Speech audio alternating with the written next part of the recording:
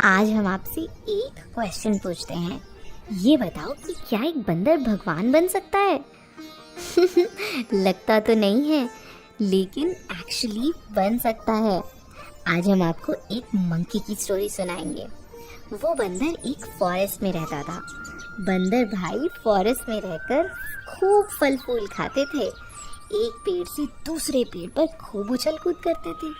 ऊंची ऊंची छलांग मारकर हुआ हुआ करके सबको डराता भी था वो बंदर। उस फॉरेस्ट में कई मुनिराज आते थे और एक ट्री के नीचे बैठकर ध्यान करते थे। तो ध्यान में बैठे हुए मुनिराज को देखकर बंदर बहुत खुश होता था, लेकिन वहाँ पर कभी शरारत नहीं करता था। एक बार उस फॉरेस्ट में एक राजा वज्रजंग और रानी श्रीमती आए। उन राजा के 2 पुत्र थे, मतलब ही हैड 2 सन जो मुनि बन गए थे। वो दोनों मुनि उसी फॉरेस्ट में आ पहुंचे। तब राजा रानी ने उन दोनों मुनि राजों को भक्ति भाव से आहार दिया। बंदर पेड़ के ऊपर बैठा बैठा सब देख रहा था कि ये राजा रानी कितने अच्छे भावों से मुनि महाराज को आहार दे रहे हैं।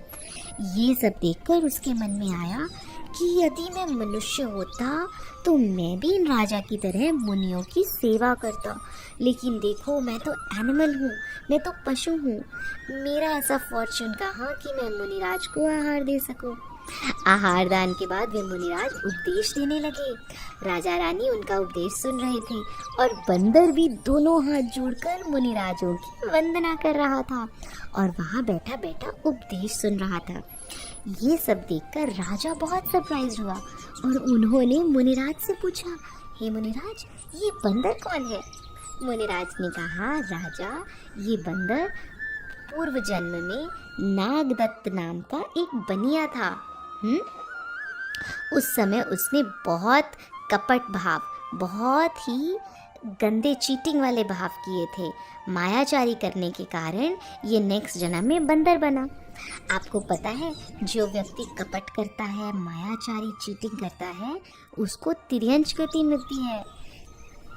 मुनिराज ने कहा, राजा, जिस प्रकार इस भव में हम तुम्हारे पुत्र थे ना, उसी प्रकार इस बंदर का जीव फ्यूचर में आपका पुत्र होगा और भविष्य में जब आप ऋषभदेव तीर्थंकर बनोगे ना, तो ये जीव आपका गणधर बनेगा और मोक्ष प्राप्त करेगा। मुनिराज के मुंह से ये सुनकर बंदर तो बहुत खुश हुआ और खुश होकर मुनिराज के चरणों की वंदना करके आनंद से नाचने लगा। बंदर के तो खुशी का पार ना रहा। His happiness had no bounds. वो रोज अच्छी अच्छी भावनाएं भाने लगा और वो बंदर मरकर मनुष्य बना। उसका जन्म हुआ भोग भूमि में, जहाँ राजा और रानी के जीव भी वहीं थे। आपको पता है भोग भूमि क्या होती है? एक्चुअली 2 तरह की लैंड्स होती हैं।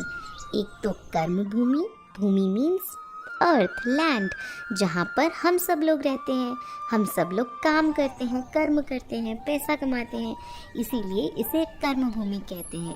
और दूसरी होती है भोग भूमि। ये एक स्पेशल जगह होती है जहाँ पर किसी को अर्न नहीं करना पड़ता।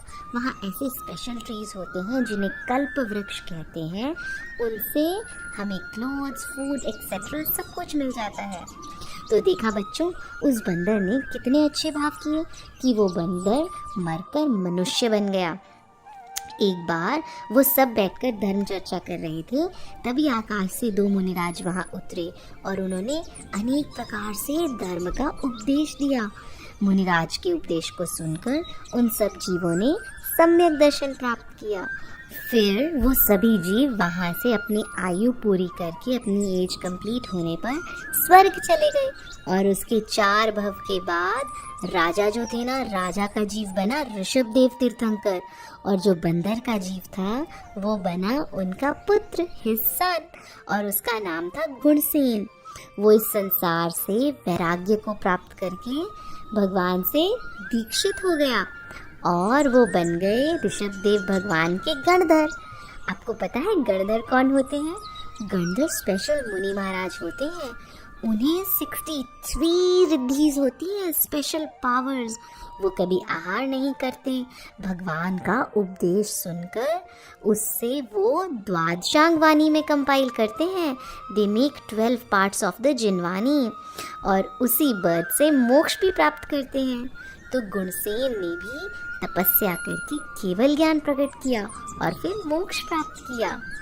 देखा बच्चों, जब ये बंदर मनुष्य था तब इसने कितना छल कपट किया, चीटिंग करी, जिसके कारण उसे नेक्स्ट बर्थ मिला बंदर का।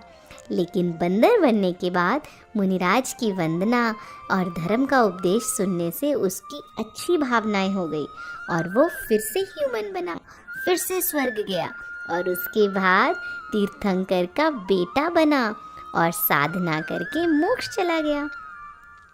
आप सभी भी प्रॉमिस करो कि आप कभी भी चीटिंग नहीं करोगे, हमेशा अच्छी अच्छी भावनाएं ही भाओगे और धीरे धीरे मोक्ष प्राप्त करेंगे।